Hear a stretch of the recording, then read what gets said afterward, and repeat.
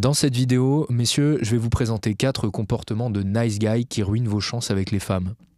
Je sais que ce terme-là est un peu générique et qui peut sembler superficiel dit comme ça, et le titre l'est probablement, mais croyez-moi, cette vidéo n'a rien de superficiel. Alors, premier comportement du nice guy qui déplaît aux femmes, c'est de ne pas oser dire non. Et ça commence très tôt. Dès les premiers rendez-vous, il faut être capable de dire non. Je vais vous donner une petite anecdote. J'ai un ami à moi qui est en couple avec une femme.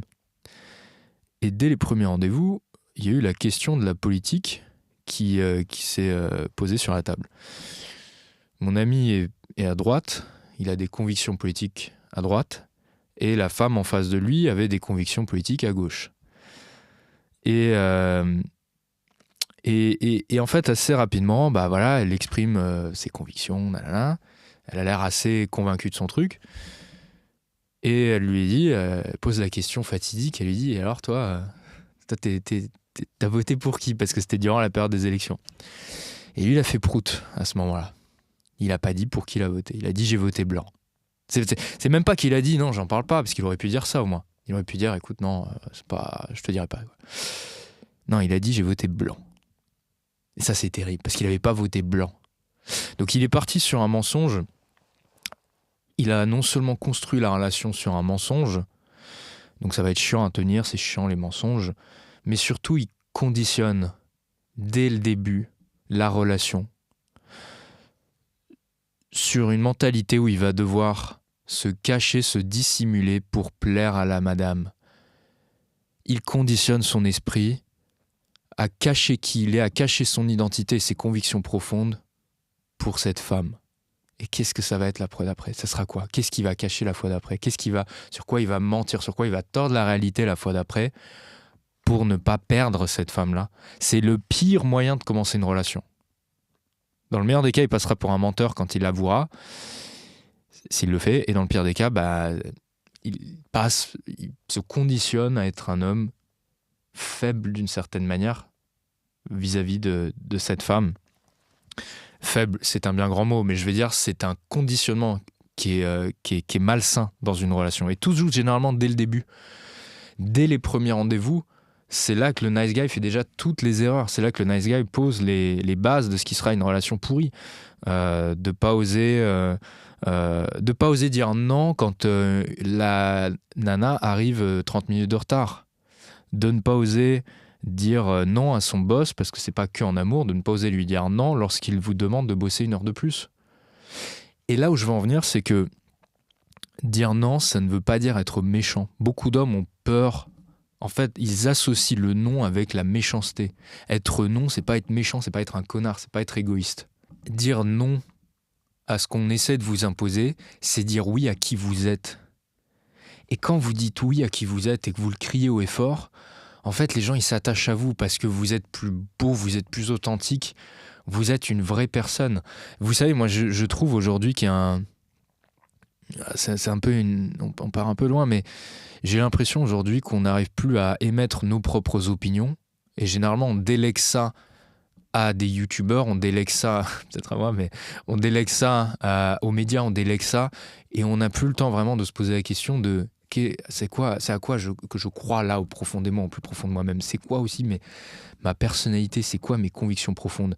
On est tout le temps, l'esprit, moi je m'inclus dedans, on est tout le temps avec des casques, des trucs dans les oreilles, à écouter des podcasts, des trucs, des vidéos, des machins, mais finalement on n'est plus face à nous-mêmes à se poser la question, qu'est-ce que j'aime, qu'est-ce que je veux, qui je suis, c'est quoi mes trucs fondamentaux à moi, c'est quoi mes barrières, c'est quoi mes rêves, mes trucs.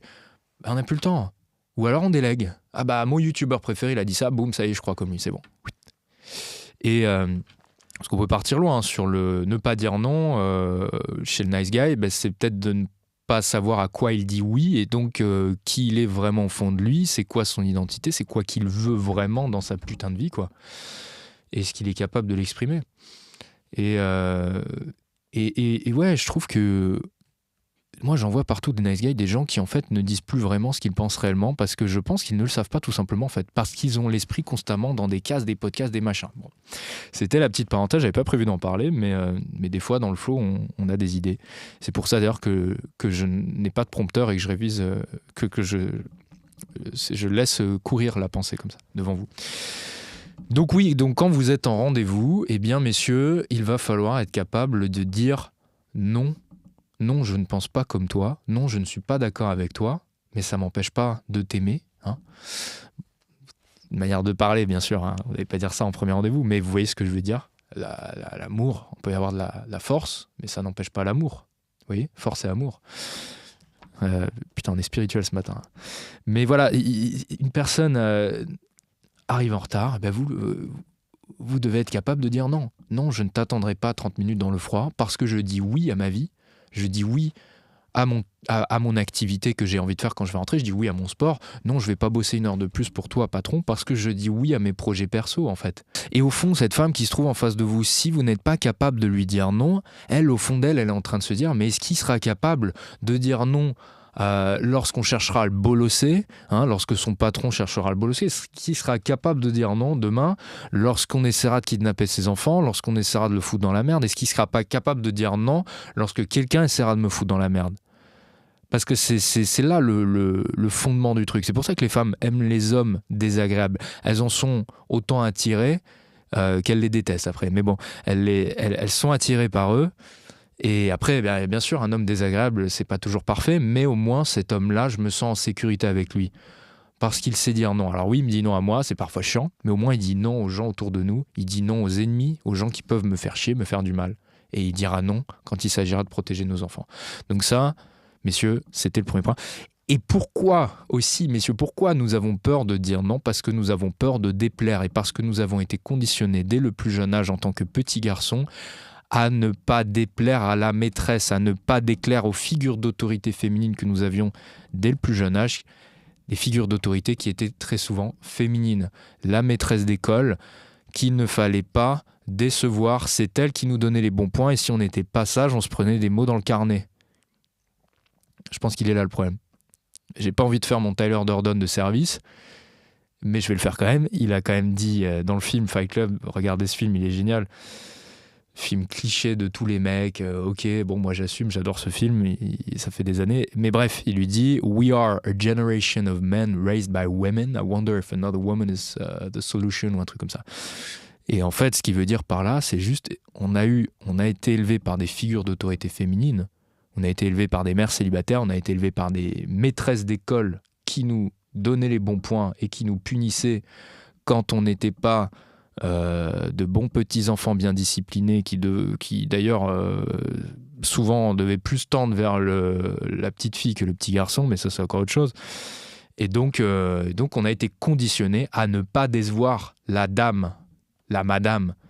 Et je pense que tout homme devrait apprendre dès son plus jeune âge, une fois qu'il a fini le cursus d'école avec des maîtresses d'école, justement apprendre à décevoir, à déplaire surtout les femmes. Tout homme, je pense, devrait apprendre, mais ça ils veulent plus le faire, mais bon, tout homme devrait apprendre à aller dans la rue et à aller parler avec des femmes et se prendre des râteaux dans la gueule et voir que ça ne tue pas, parce que ça part de là et des fois il faut revenir à des choses simples, messieurs. Le problème fondamental des hommes aujourd'hui, c'est qu'ils ont peur.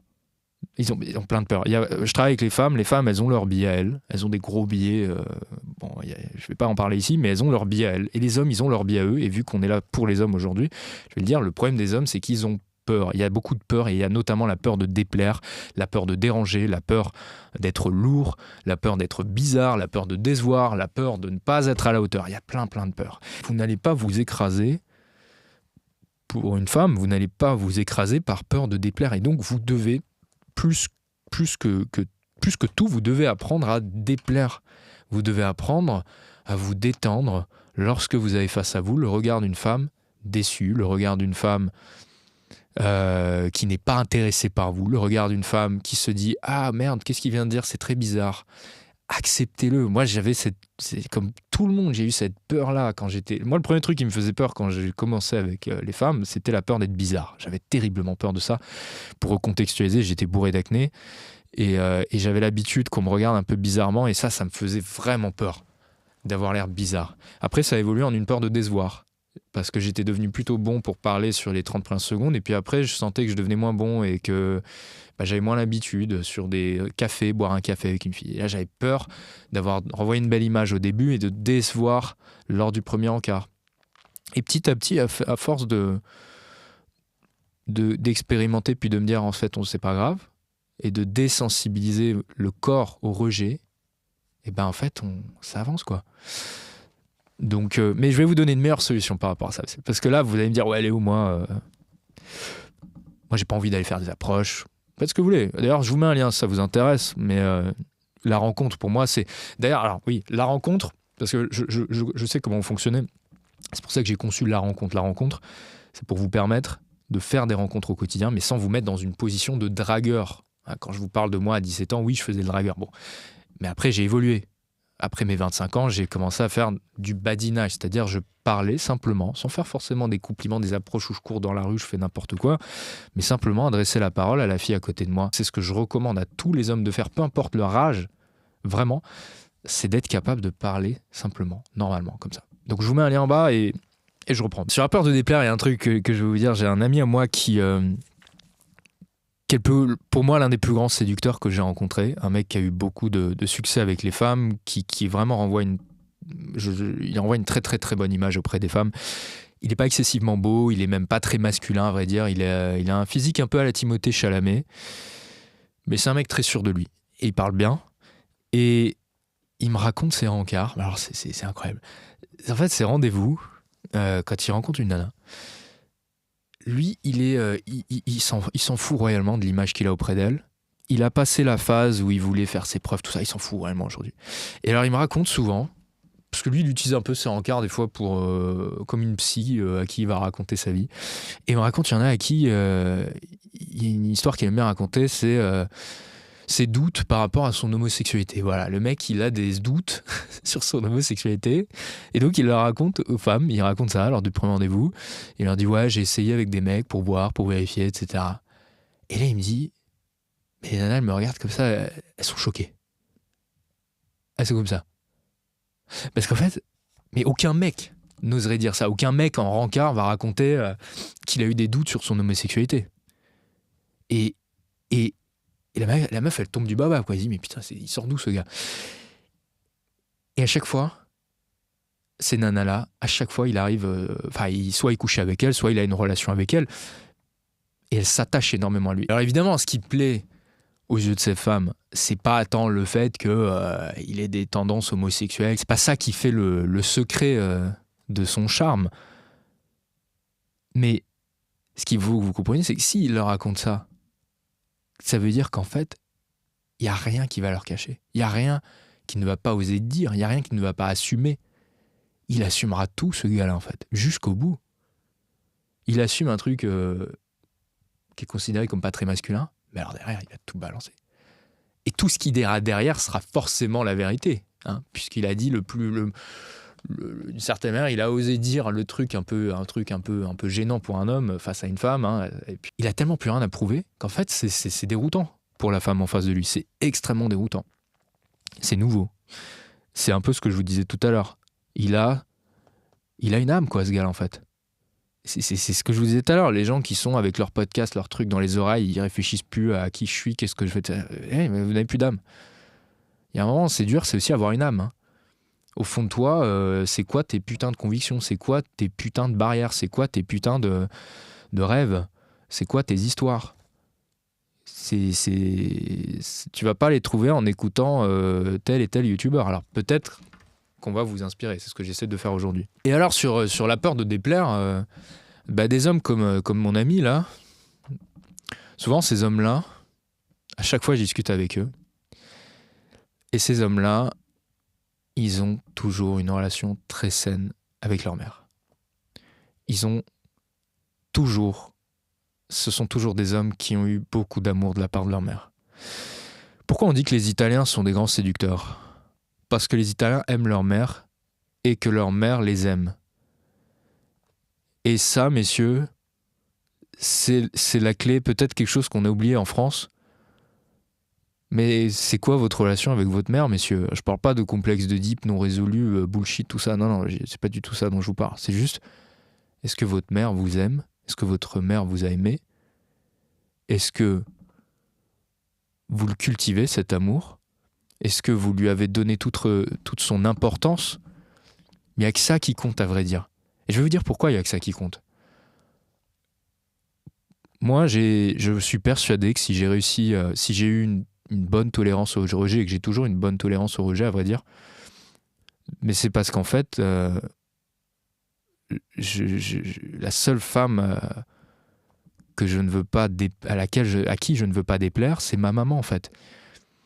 Et ma mère, je ne vais pas la déplaire, je ne lui déplairai jamais. Parce que ma mère, elle m'a aimé quand j'étais laid avec de l'acné. Elle m'a aimé quand j'étais faible. Elle m'a aimé quand j'étais égoïste, quand j'étais une petite merde. Elle m'a aimé là, à ce moment-là. Elle m'a aimé quand j'étais une petite crêpe. Elle m'a aimé à ce moment-là. Donc forcément, elle m'aimera tout le temps. Et jamais de la vie, je sais que je ne lirai la déception dans ses yeux. Bah, faut vraiment que je fasse un truc de dingue, mais ça n'arrivera pas. Et donc, vous pouvez m'envoyer toutes les femmes qui vont me regarder bizarrement, qui vont me rejeter, me dire t'es nul, t'es bizarre, t'es une merde, etc. Mais c'est pas grave. Il y a la seule qui compte, c'est maman. C'est pas grave. Et elle le sait que je l'aime et je l'aime. Et c'est ça, c'est le plus important. Donc je pense que les hommes devraient se recentrer sur l'essentiel. Et je vais aller un peu plus loin sur mon truc. Moi, je m'en suis rendu... Alors, je l'ai toujours su, mais je m'en rends compte de plus en plus à mesure que je vieillis, de l'importance de l'amour inconditionnel de la mère. Je m'en rends compte pas cognitivement, parce que je l'ai toujours su intellectuellement, mais je m'en rends compte émotionnellement. Et j'ai eu une expérience assez forte qui m'est arrivée il y a quelques temps où j'étais pas dans mon état normal. J'étais dans un état hallucinogène. Je rentrerai pas plus dans les détails, mais les experts comprendront peut-être. J'étais dans un état différent, dans un état hallucinogène. Et je me laissais guider par l'hallucination. Et dans cette hallucination, en fait, je communiquais avec... alors, je suis pas spirituel, mais bon, je communiquais avec des êtres, on va dire. Et je leur posais des questions et je leur disais, les gars, voilà, des fois j'ai des peurs, j'ai des petits trucs qui m'inquiètent, tout ça. Comment je fais pour gérer? Et en fait, à ce moment-là, c'est là que j'ai eu cette hallucination où j'ai vu une sorte de petite fée qui clignotait, au départ toute petite, et puis progressivement, elle grandissait et surtout, elle montait. Et en fait, moi, je venais vers elle et on dansait ensemble. Et en fait, ces petits êtres essayaient de m'expliquer que face à la peur de déplaire, face à la peur du rejet, face à toutes les peurs qu'on peut avoir, la solution, la clé, c'était la maman, quoi. C'était maman. Et moi, c'était ma mère, hein, dans mon hallucination, c'était avec ma mère que je dansais. Et ouais, c'était assez fort. Et je me suis dit, mais putain, ouais, mais qu'est-ce qui peut m'arriver, en fait? Qu'est-ce qui peut m'arriver? Quand vous avez l'amour d'une mère, même si elle est plus là, même si elle est morte ou quoi que ce soit, il y a eu une période de votre vie, vous avez eu l'amour inconditionnel d'une mère. Et ça, il faut reconnecter avec ce putain de truc, quoi. Et j'en ai eu des clients qui n'avaient pas reçu cet amour, et je sais que c'est dur, et moi, je peux pas toujours apporter des solutions. Il y a des choses, des fois, moi, je dis ce que je pense être proche de la vérité, mais des fois, j'ai pas de solution, et l'amour d'une mère, bon courage. Je vais pas vous faire une formation pour obtenir l'amour d'une mère, malheureusement, c'est triste, mais des fois, il y a des choses comme ça. Et donc, si vous avez eu l'amour d'une mère, putain, mais aucune excuse, en fait. Moi, je m'adresse à vous, les gars. Vous avez reçu l'amour de votre mère, putain, mais recentrez-vous sur l'essentiel, quoi, vraiment. Alors, sur une note un peu plus prosaïque, je vais vous donner un autre comportement de nice guy qui déplaît terriblement, qui vous joue des mauvais tours en amour. C'est cette obsession à se dissocier des autres hommes et de vouloir le prouver à tout prix, de se dissocier des hommes que l'on considère comme mauvais, comme toxiques, comme malsains, tout ce qui est associé à la masculinité, de devoir à tout prix le prouver aux femmes. Ça transpire la culpabilité, ça transpire l'orgueil. Et c'est des choses terribles parce que très souvent on a grandi, vous savez, avec un conditionnement très tôt pour nous faire entrer dans le crâne que ce qui était masculin, c'était pas bien, ça fait du bruit, ça dérange. Et ça commence dès l'enfance, à vrai dire.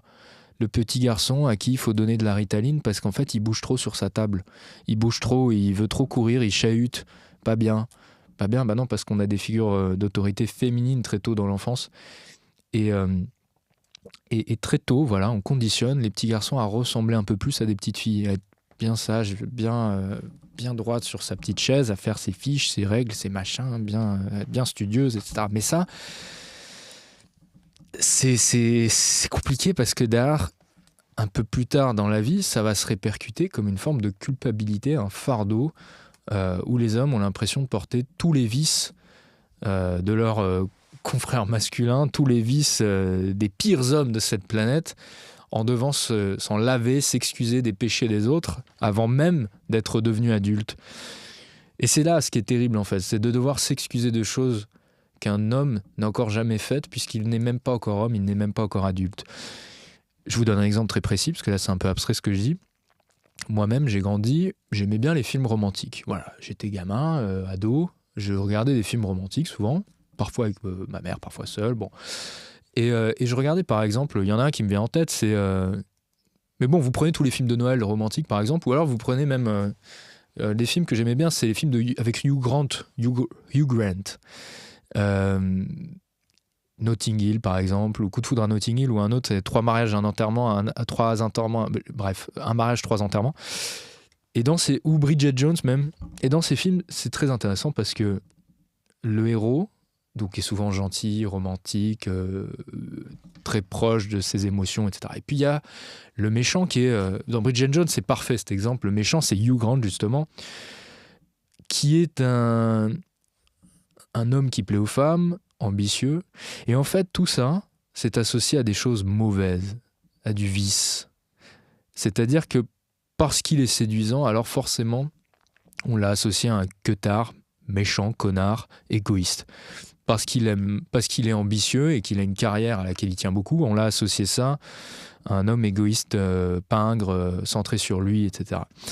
Et finalement, qu'on se le dise, hein, Hugh Grant dans Bridget Jones, c'est un homme qui plaît aux femmes. C'est ce à quoi il vaudrait mieux ressembler si on veut plaire aux femmes, plutôt que l'autre, je ne sais plus comment il s'appelle.